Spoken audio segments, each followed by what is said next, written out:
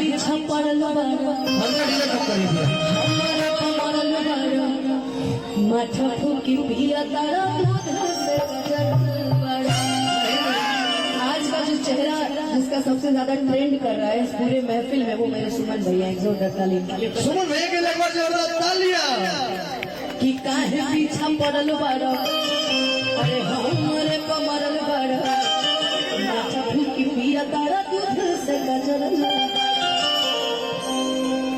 हर के कर जगलो हो गया गोरी,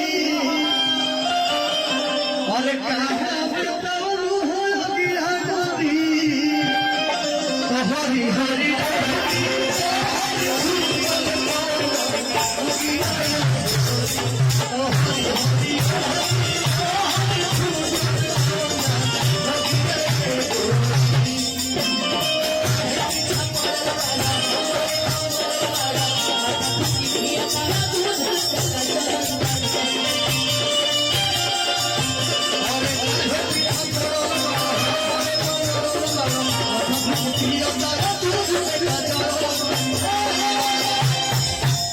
तपुआरे के बुझलो पड़िया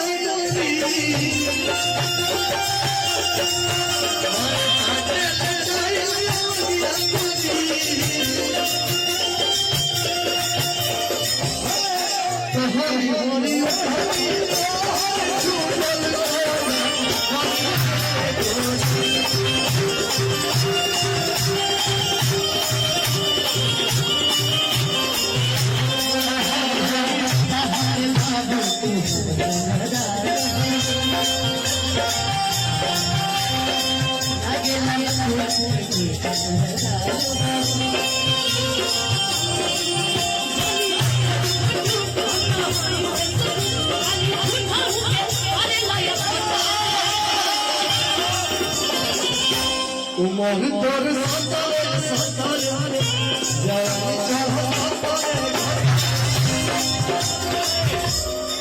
उमर तोर सतरे सतरे जवानी चढ़ सतरे अब होले छतरे छतरे जवानी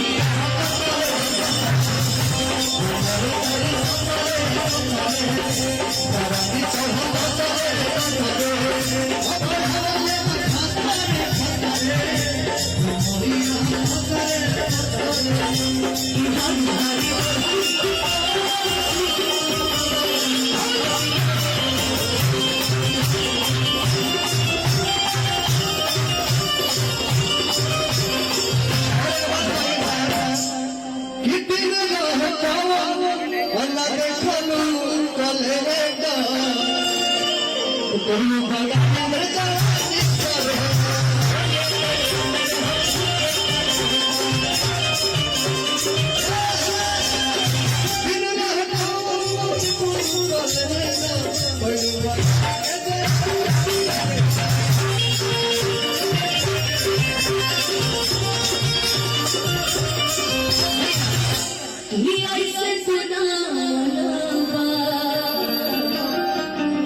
बात भीतर के कह जनमा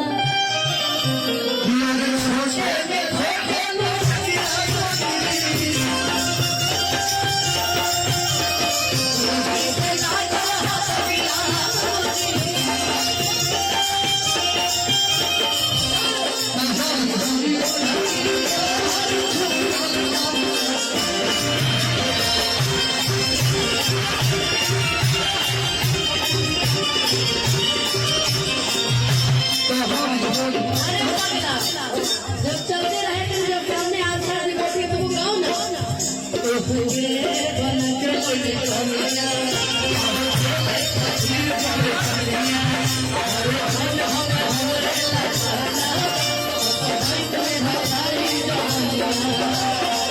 मन में